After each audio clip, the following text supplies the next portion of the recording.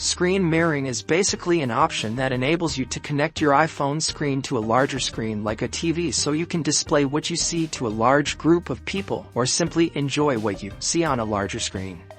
In today's video I will show you how you can connect two screens, so stay tuned until the end of the video to find out.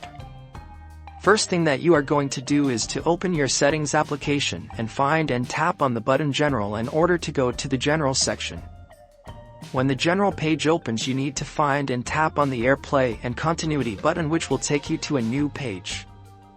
Here you need to tap on the button at the top of the page which says Automatically AirPlay, and a new page will open with 3 options that you can choose from.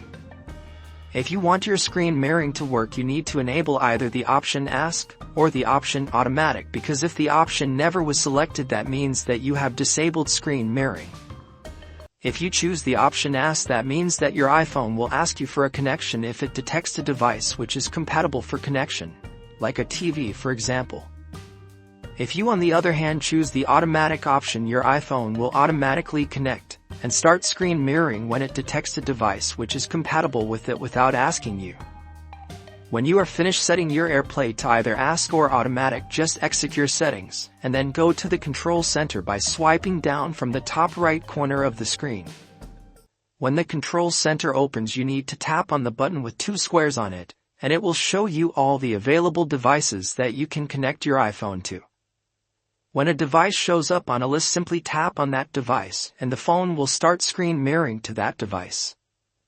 If this tutorial was helpful, leave a like and subscribe for more similar tutorials. Leave your questions and suggestions in the comment section down below, and I will come back to them as soon as possible. Thank you for watching and see you in the next video.